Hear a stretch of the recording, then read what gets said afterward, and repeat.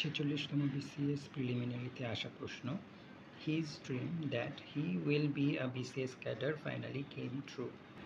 প্রশ্ন হচ্ছে that he will be a BCS cadre, এই ক্লজটি কোন ক্লজ?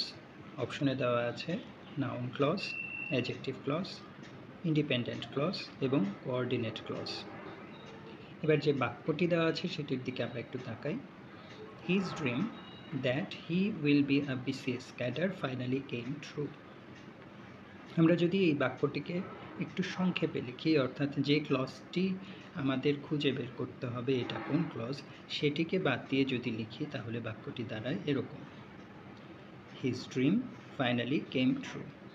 ক্লজটিকে আমি বাদ দিয়ে লিখেছি। তাহলে যদি বাক্যটি এরকম হতো, his dream finally came true, এখানে হিজ ড্রিম হতো সাবজেক্ট,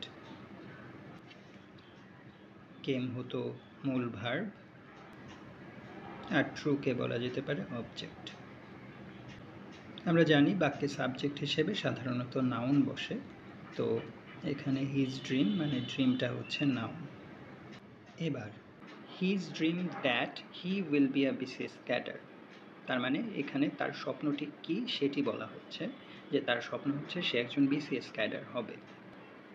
অর্থাৎ এখানে যদি আমি হোয়াট দিয়ে প্রশ্ন করি তাহলে তার অ্যান্সার পাওয়া যাবে। এর মানে হচ্ছে এই নাউন সম্পর্কেই কিন্তু এই যে ক্লজটি, এই ক্লজটি বলেছে। এই বাক্যের মূল ভার্ব হচ্ছে কেম। এই মূল ভার্বকে যদি আমি হোয়াট দিয়ে প্রশ্ন করি তাহলে কিন্তু এই ক্লজটি পাওয়া যাবে, যে what came true, his dream that he will be a BCS cadre finally came true. যেহেতু হোয়াট দিয়ে প্রশ্ন করলে এই ক্লজটি উত্তর হিসেবে আসে, তাই এটি হবে নাউন ক্লজ।